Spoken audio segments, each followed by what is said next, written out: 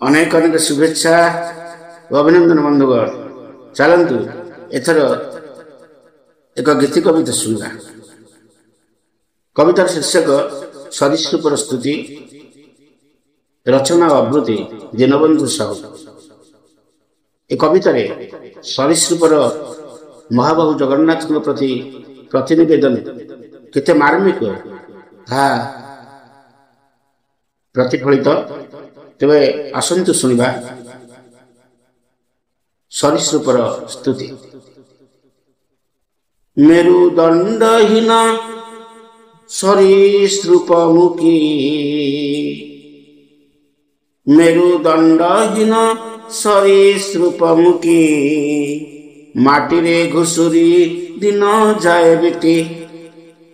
ଆହେ ମହାବାହୁ କି ପାପ କରିଛି, ଲାଜ ସରମରେ ବୁଡ଼ି ମୁଁ ମରୁଛି।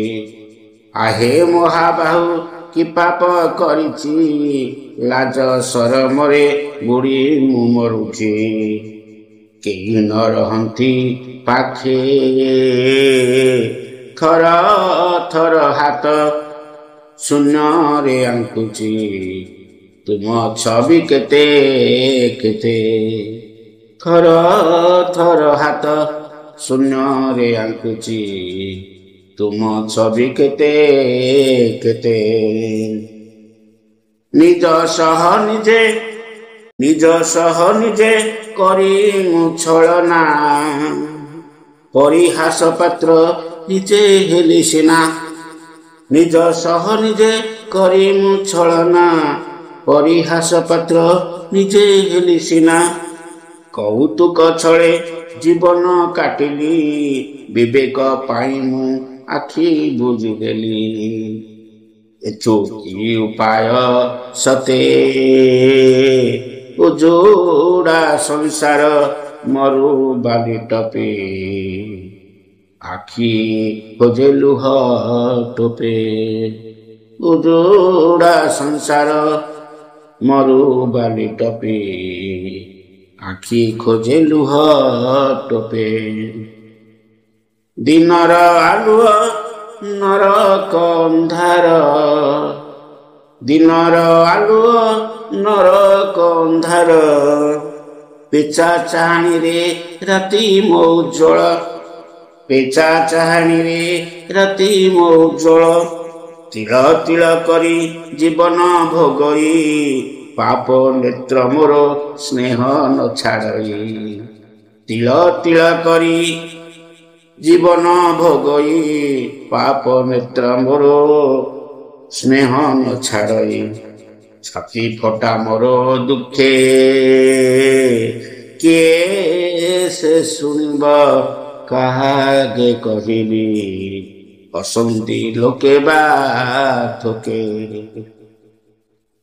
ହାୟରେ ବିଧାତା ମଣିଷ ଜନମେ।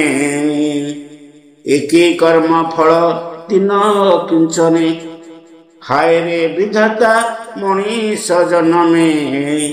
ଏକି କର୍ମ ଫଳ ଦିନ କିଞ୍ଚନେ। ତୁମେ ମହାକାଳ ଆସ ହେ ଚଞ୍ଚଳ, ତୁମେ ମହାକାଳ ଆସ ହେ ଚଞ୍ଚଳ।